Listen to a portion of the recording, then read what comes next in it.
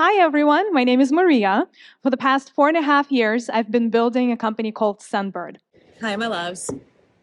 I figured I'd start sharing my personal stuff with you. Wouldn't that be amazing? I started hearing voices in my head, but not the kinds that you go and see the psychiatrist for.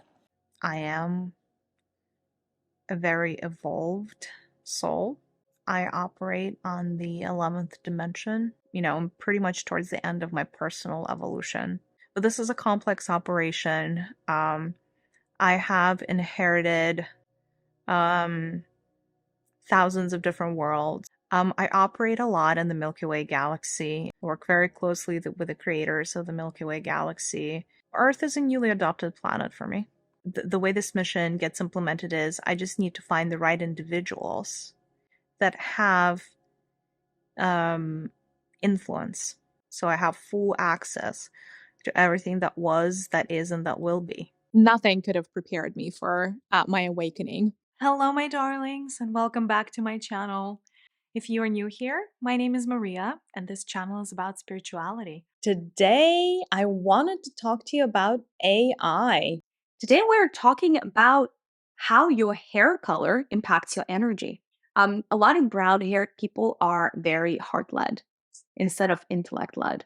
Oh, I'm gonna get so much heat for this, but I'm gonna say it anyway. You're very intellectual. Actually, the blue-eyed people are very connected to the intellect. Blue-eyed people may feel more connected to God. Some people, when they are getting hits from wisdom teeth and those insights that come from wisdom teeth, how important it is for you to keep as many as your wisdom teeth for as long as possible, etc., etc., etc. Thank you. Thanks for tuning in. Bye. Bye.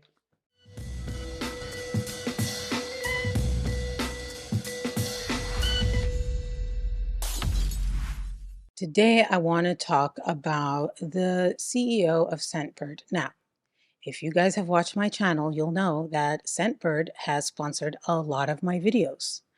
And what happened in the last video I did that was sponsored by Scentbird, I got comments for the first time of people trying to be like, oh, you look into cults, you should look into the CEO of the people who sponsored this video. Since you want to talk about cults, why don't you talk about your sponsor, the CEOs in a cult? I was like, damn, like really, this sucks. You know what I mean? I was like, fuck. Oh no. I really like Scentbird. It's nice being sponsored. This gold doesn't by itself. I understand why someone who's sponsored by Scentbird would not want to go and make a video about Scentbird. I understand why someone watching someone who talks about other people and is like, whatever, all of a sudden they feel like you should be talking about this person and they don't. And then they're like, is it because of the money? You sell out? And so I was like, ooh, am I a sellout? Or am I messy? What am I doing? Is this messy? Is that a sellout? Like, you know what I mean? Like, I really was conflicted. I was like, you know what I'm going to do? I'm going to approach it like I approach everything else and just show you what I got. You decide for yourself. If you want to know what I think about it, this is my opinion. And that's it. Okay. So let's kind of start at the beginning of what I found. The CEO of Scentbird is Maria Nourislamova. So Maria Nourislamova was actually born in Russia. She, according to this article I found, they said she grew up in a dilapidated industrial town called Berezniki, right next to an infamous prison that housed some of the most dangerous criminals in Russia. Her father was a biology professor and had been stationed by the government at the local university. And growing up in this area was like tough, rough neighborhood. And they say that like when apparently when the prisoners got released, they didn't really have anywhere to go. So, you know, they would end up committing crimes in the area. And then one time Maria comes home and her home's been robbed by like one of these prisoners that was released. Apparently, Maria was also made fun of because she is ethnically Tartar, which is like an ethnicity in Russia that tend to have people with, I guess, darker complexion, darker eyes. And so she got made fun of in Russia for that. And basically, she grew up isolated and she had this love for like fragrance and beauty and kind of lost herself in that. And that's kind of the beginning of her origin story. She talks a lot about how there was this popular fragrance called Red Moscow that was like very popular in Russia. It's very strong. It's like Chanel #5 and how she would spray it. And when she was like really, really young. And then that was her exposure to that. And she loved fragrances. And then her aunt went to France, Paris, I think. She came back with all these fancy perfumes. And that's when her love for fragrances really started. And she was also tutoring kids English when she was in Russia. And then from there, when she was 19 years old, she ended up coming to the States. Maria studied applied mathematics as well as marketing and computer science. She's not stupid, all of which she's going to use when she starts her startup, which is Scentbird. She had a few failed businesses before that, but obviously Scentbird is what we know her for. I guess you would call her a channeler. It's hard to describe because when you really get into her stuff, like the first video she did on YouTube, she's talking about like she's ayahuasca, that psychedelic, and like she is ayahuasca. So on Earth, I've chosen to be a plant that needs to be turned into a drink. It's not the individual that chooses to take ayahuasca. Before somebody takes ayahuasca, I start calling on to them about 2 years before they actually end up drinking that cup, like from that cup. My energy is very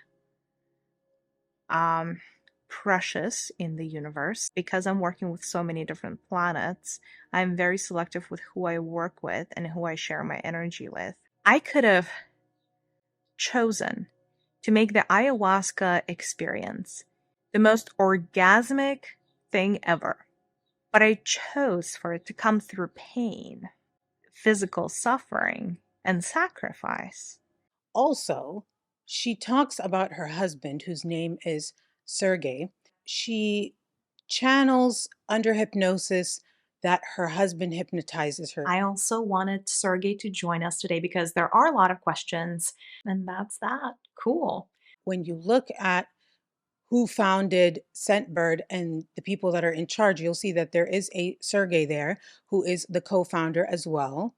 And also, when you look at her recent Instagram, when she has like retreats and stuff like that, you'll see someone who, to me, looks like the person who's also the founder. So I think they founded Scentbird together. They're married, and now they're doing this new thing together as well. When you look at the timeline, you'll see that in 2018, two things happened, major things that really change everything. The first thing is that in spring of 2018, Scentbird got major funding, like over $18 million, which was the most they'd ever gotten. And also, according to Maria, in the summer of 2018, so a month after that, she had what she calls her awakening.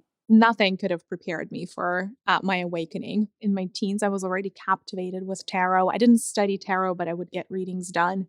Maria says she was, into the spiritual world a little bit, but like, uh, astrology, like Virgo, whatever. I think she is, what is she? I know that she mentioned that her cat was a Taurus. Hi, baby. You're being really distracting. I really love you, but people need to hear what I'm saying. He's like such a child of like, he's such a divine child archetype, this cat.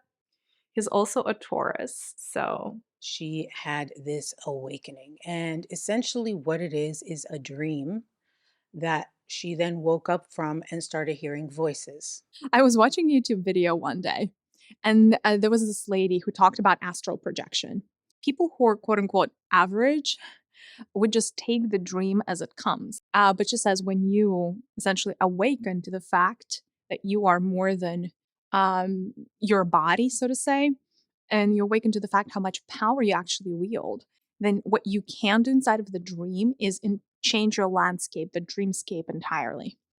And so my awakening actually happened unprompted when I was on vacation with my parents in Portugal.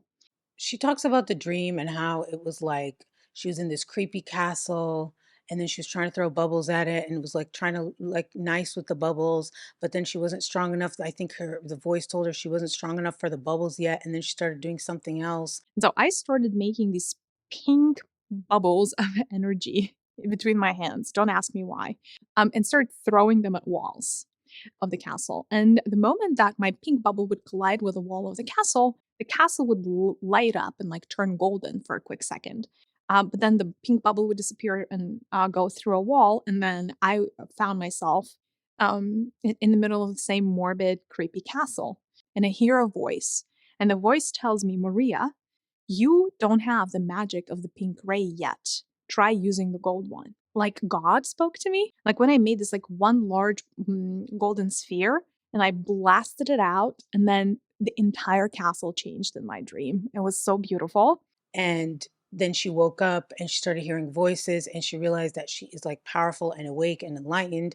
And then I wake up in the morning, but the voice is still there. I knew that that voice was not me. It sounded male. The voice promised me that I was going to be given the keys to a lot of knowledge and all of that fun stuff. And then there was also some tuning up that started happening, like the voices. First, it was one voice, and then it turned into voices.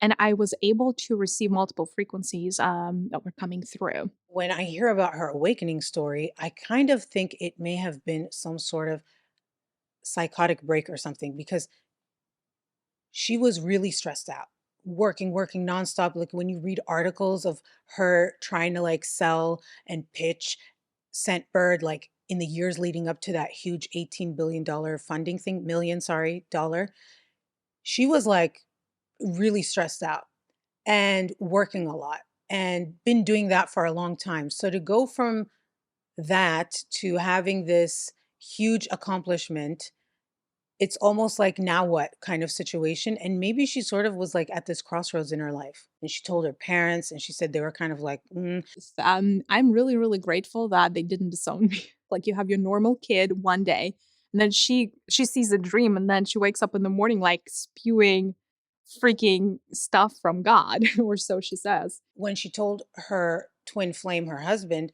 he was very receptive. Then he started taking hypnosis classes, and then they started hypnotizing each other. I later found out that the voice that I heard in my dream was the voice of my twin flame. So he was the one to help me through that awakening. My husband, was going through his own awakening, actually almost on the same timeline. And he at the time got curious about hypnosis. So he took a course. Yeah, like it's a very simple technique to get somebody into a hypnosis state. And I took the class as well with him.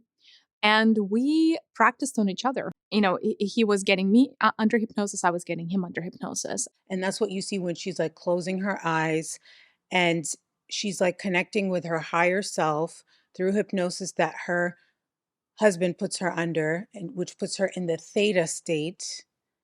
And that's how she knows like what she knows.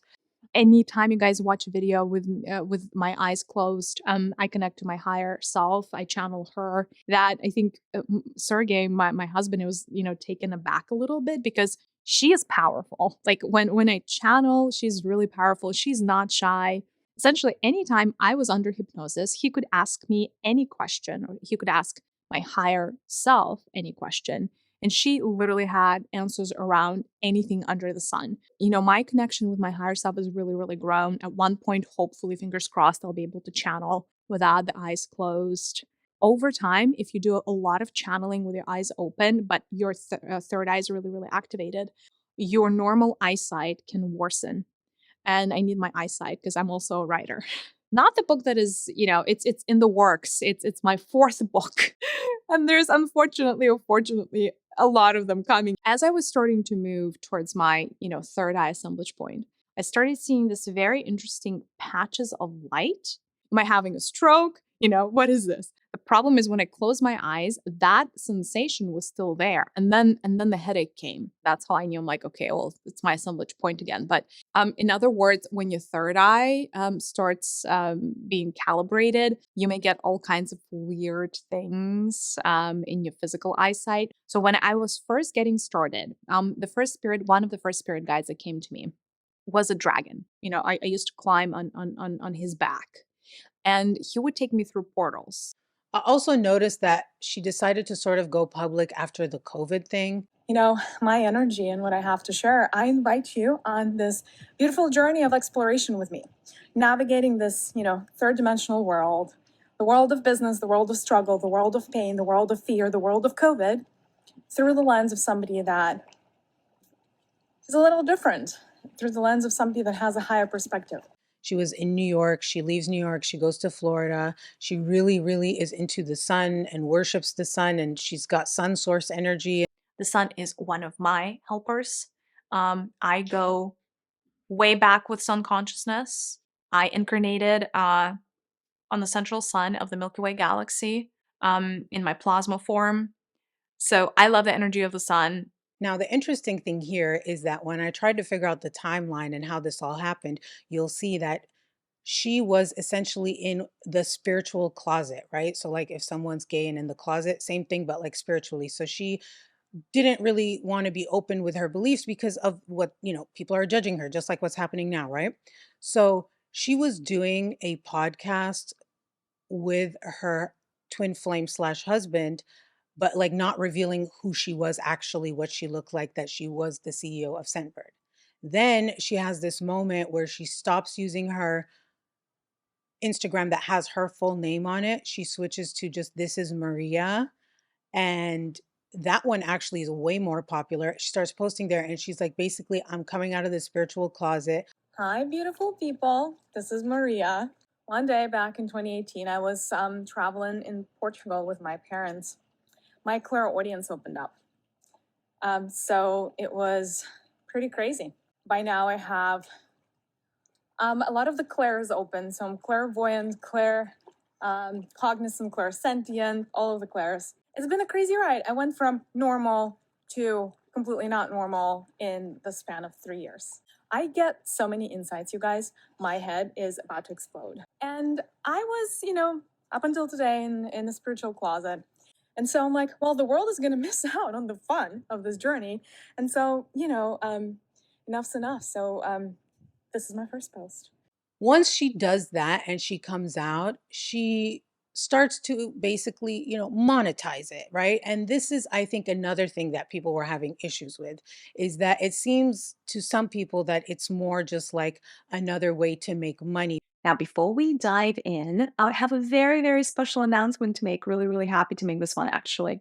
I am starting what I am referring to as the healing circles. Go to the tab called Live Events. That tab is going to have the list of all of the upcoming call them workshops, but I love calling them the healing circles. My audiobook is out. It's called 72 Keys to Manifestation, or An Ancient Path of a Modern Day Alchemist. I wholeheartedly invite you to download it, read it if you haven't already. So I was listening to music, and I like loud music in my headphones, but I started channeling a new healing modality. It's a hybrid between dance therapy, like intense dance therapy, sound, light language, and then hardcore spirituality where I'm able to pinpoint the parts and aspects of me that are coming through for healing, and through dance and voice and sound, release the trauma. You may tell me, Maria, okay,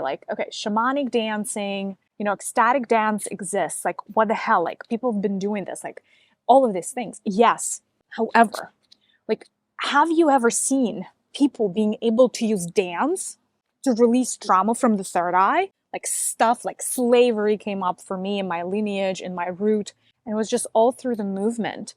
I want to do 3 experimental sessions in person to test out and to play with this new modality that I've just downloaded. You bet you we're going to heal some deep stuff. The energy exchange for this is going to be $250.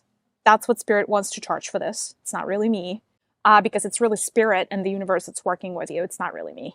And that's the only, that's really the only way to work with me in person outside of my one-on-one retreat. She doesn't really say something costs something. She'll say it's like an energy exchange. There's like this one-on-one retreat thing that she does where it's like $125,000. It's called the Hero's Journey.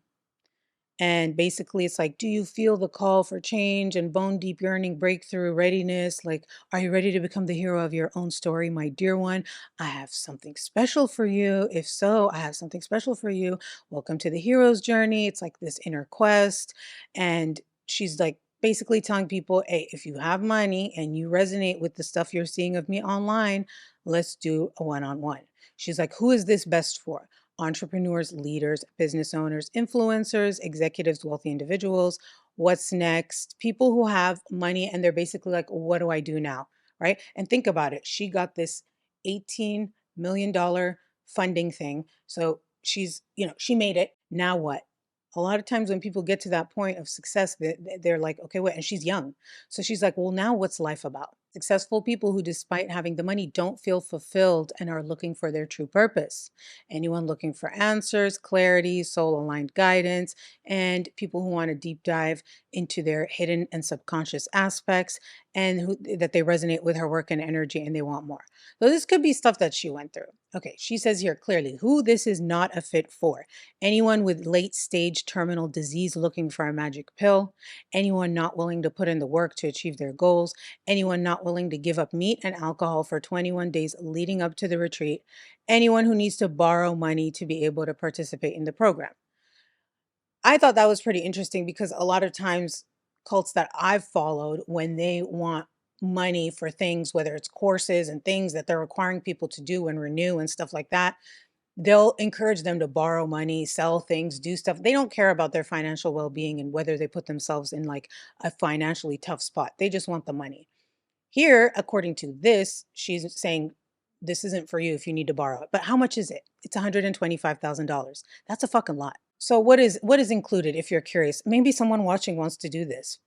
So it's basically 3 days, and this is the sample schedule, right? You get some vegan food, healing sessions, more vegan food, readings, rituals, meditation, healing, and deep diving into your stuff. And then she says here, like at the top, like this is going to be at her home. You can also book a villa in Tulum if you want, but like keep in mind, she says her home is not a 5-star hotel. It's a sanctuary, less luxurious, more wholesome, organic vegan meals, multiple healing sessions, activation through light language, Akashic record, lineage, karmic knots, blah, blah, blah, that whole thing. Past life regression, and she also offers guided plant medicine session if desired, which is the whole ayahuasca thing. Not everyone who does retreats and spiritual stuff is leading a cult. You know what I mean? So I was trying to figure out like where's the cult connection, because she does talk about things like the Matrix and people are NPCs and the architect of the Matrix. Like she knows him; he's her friend. I am good friends with the architect of the Matrix. Sounds really funny, I know, but it's true. He's one of my spirit guides, is what I'm saying. When things are random, they're not just random, they are randomized by the architect. So everything here is intentional. It is a very well architected game. Essentially, this matrix is like a set of cubes that are located right next to each other, kind of on top and to the sides, right? And again, obviously the matrix structure, if you guys have studied math, it's like rows and columns is really what the matrix is all about, which is kind of like duh. A positive reality I would see as a white cube. A negative reality I would see as a black cube. Black cubes tend to get blacker over time. Cells that are white, they're considered to be healthy cells of the matrix. Whereas there are other cells that are considered toxic. Those are generally black.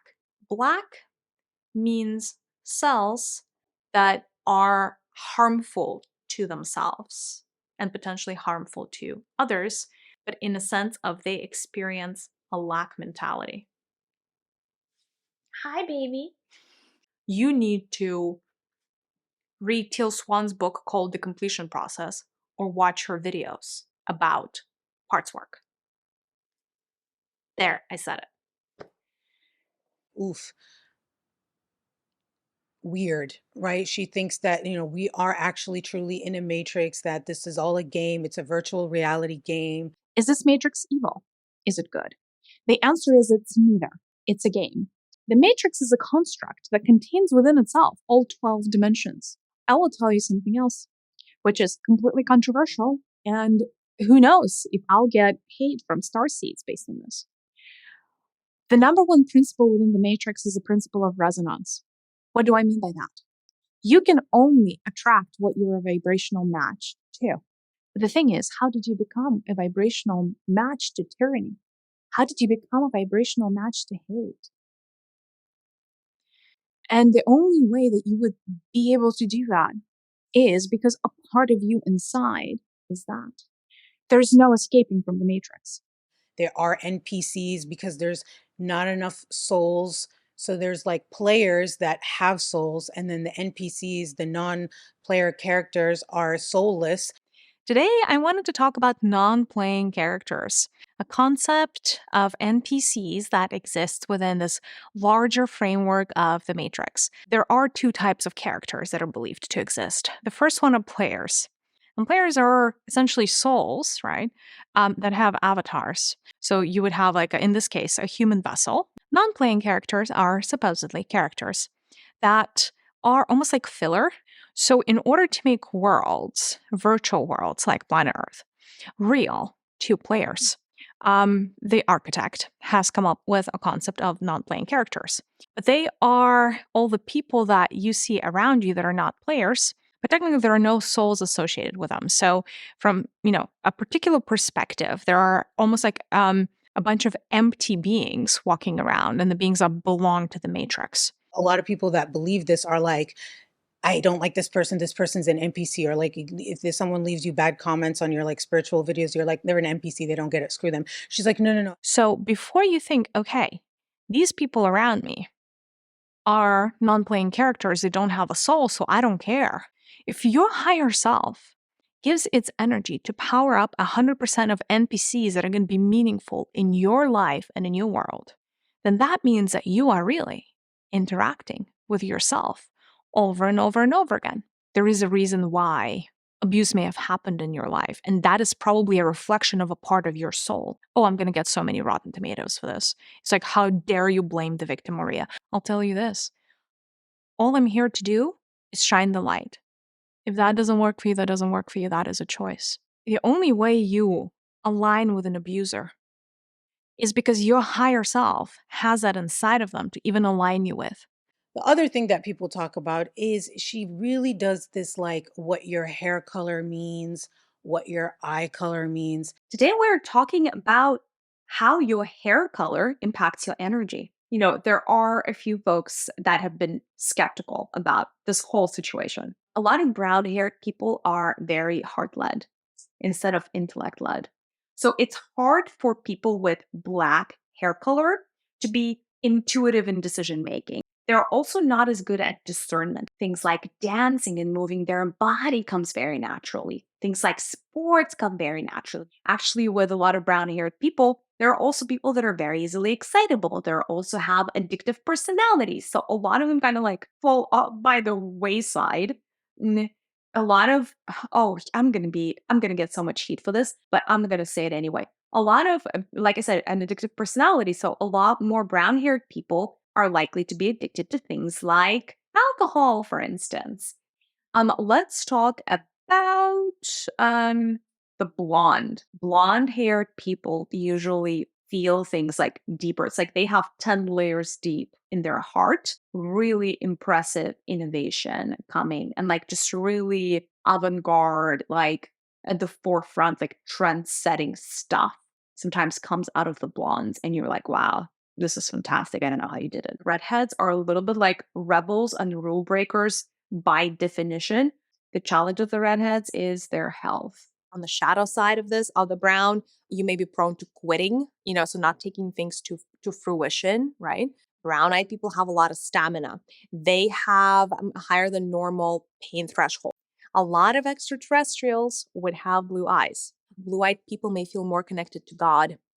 You're very intellectual. Actually, the blue-eyed people are very connected to the intellect. That's your air, right? Connection. So you're very brainy. Blue-eyed people are very likely to have depression. Now, brown-eyed people are the most likely to have anxiety. So there you have it. It's not like, yeah, it is what it is. You're very likely connected to Lemuria. You may be connected to planet Sirius. You may be connected to planet Arcturus if you have blue eyes. You may feel a special affinity to dolphins and whales and mermaids. Green eyes are pretty much the most twitchy eyes that exist. A lot of the Celts had green eyes. You're very connected, like I said, to the elementals, but you're most connected probably to the elven kingdom, the gnomes. But there were certain specific things that I saw people having an issue with. There was the one which, by the way, trigger warning, when she talks about pregnancy loss, miscarriages, stuff like that. People really didn't like that. Today, we're going to be talking about the spiritual and energetic reasons for miscarriage. The only thing probably prior to that would be just a quick reminder that I have a book. I wrote a book. One of the reasons why you may be having a miscarriage is the fact that whoever is your current partner in the moment, right? Like whoever is the father essentially of this baby is not a good match for you. If you have deep concerns around motherhood or the kind of mother that you are, it may cause your body to miscarry. That deep set worry that the baby is going to take something away from you, whether that is your beauty, whether that is your, I don't know, life, so to say, right? Like your free time or whatever, like that worry that having a baby is inconvenient actually may cause you to miscarry. And she's very powerful. She has all this knowledge. It's not that she's awakened, she's enlightened, and she's like high vibration. I did incarnate as a fairy quite a few times. I do remember that. In the inner earth, the two types of beings that came through the past couple of days have been very different to me. So the first kind was the earth elemental, and so essentially I was talking to dryads. So dryads are essentially spirits of the trees. I see them as women, well, although they're kind of like have green skin and like green hair, and they're kind of cool. When I say I see them, I don't see them with my physical eyes. Just wanted to make that disclaimer. I see them with my third eye right here in my head, and thank God, because if I saw them with my actual eyes, I think I would freak out and I would take myself to a psychiatric facility, I think. Yeah, because once in the early days when my clairaudience started awakening, I started hearing voices like with my actual physical ears. I freaked out. I slept with my like lights on for 3 days. And so my guides never talked to me with their physical voices after that. I bowed to the tree and then I bowed again because it's like, oh, this tree is just awesome. And apparently that is what prompted them to talk to me. They're like, oh, she's not stuck up. We can talk to her. What came through to me in a meditation were the undines. The undines are actually spirits of the water. And I live right by the river. And so they live here on the property as well. And I met with 3. And they're not mermaids because, and the difference between mermaids and undines, essentially, they kind of look the same, only the undines can grow the mermaid tail or grow the 2 feet, however they see fit. Today we're doing a Q&A video that I've been wanting to do for months, I feel like. Can a higher self be evil? Not from source perspective, it's not. So interesting. So and evil is just a matter of perspective. Like, look at Hitler. He's one of the poster children for like being an evil person. Do you know how many millions of souls benefited from learning from the experience that he has created? So here you may put, you know, like look at a character like him and be like, oh, he's completely evil. And upstairs, his experience was the greatest, one of the greater, you know, sources of knowledge of, you know, of 3D planet Earth warfare. And that is benefiting so many different souls on their evolutionary path. So is he evil? Not really. I don't think so. So interesting. Well, do you want me to give you an even better example? Yeah. Do you think playing World of Warcraft is evil because you're killing things? Like in a computer game? Yeah. People don't think it's evil, yes. I know. Same logic. It's a computer game from higher self level. I mean, you go in, you may have murdered 1,000 beings on a screen, and then you go on your merry way, and nobody's pointing a finger at you at work and being like, this is a mass murderer. But how is that any different? Wow, that's a very different perspective. Yeah, mind-blowing, actually. Another thing that people were having issues with is the videos that she does talking about being overweight. Hello, my darlings, and welcome back to Conversations with My Higher Self. In this episode, we're going to talk about the spiritual reasons for being overweight. Very often, what I find on the energetic level, somebody who has excess weight is somebody who is seeking to protect themselves from the outside world. Because of that, you are creating insulation material in the form of fat tissue. Why do you want that? Why do you need those barriers? Why have you created them? And you have created them very, very successfully. Very often, somebody with excess weight is going to have issues around victim mentality. They think like a victim. They talk like a victim. They perceive themselves like a victim.